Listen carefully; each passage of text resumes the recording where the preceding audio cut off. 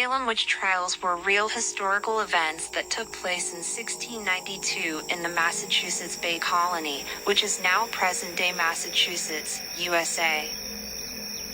The events unfolded in the town of Salem and the surrounding communities. During this time, a series of witchcraft accusations and trials occurred, resulting in the execution of 20 people, most of whom were women, and the imprisonment of many others.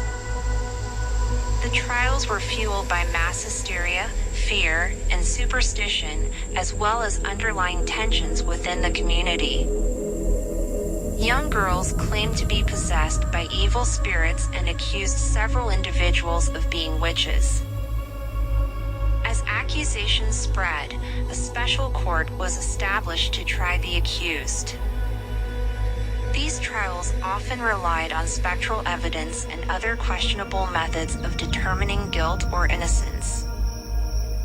The trials reached their peak in 1692, but public opinion eventually turned against them due to the lack of credible evidence and the realization that innocent people were being condemned. As the hysteria subsided, the remaining prisoners were pardoned, and the trials were officially discredited.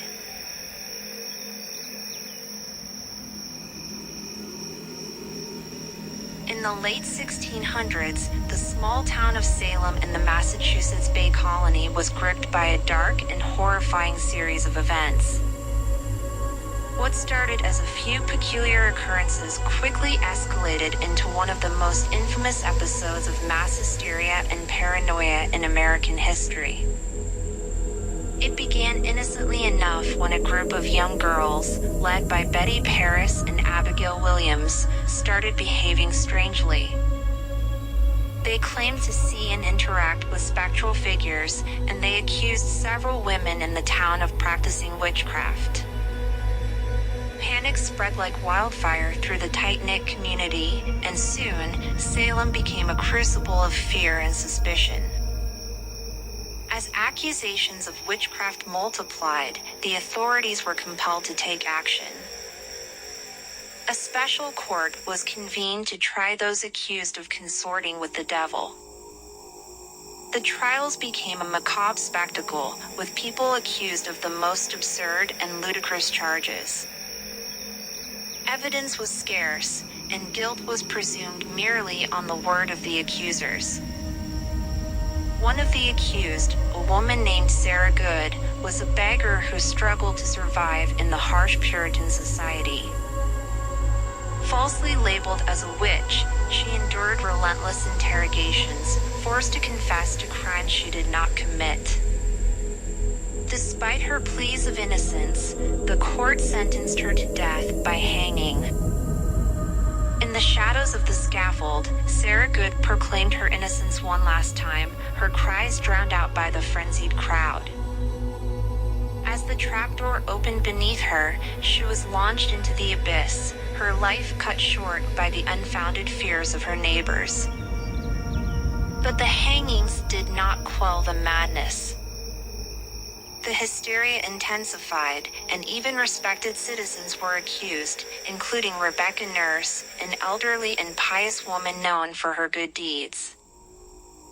Despite her age and unwavering faith, Rebecca was deemed a witch by the court and met the same grim fate as Sarah Good.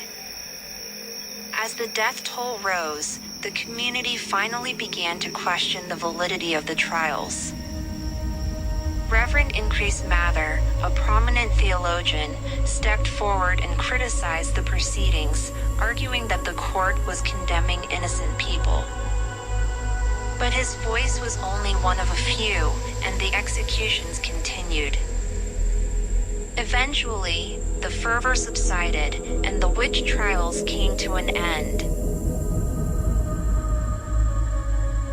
The townspeople, haunted by the innocent lives lost, tried to forget the horror that had gripped their hearts.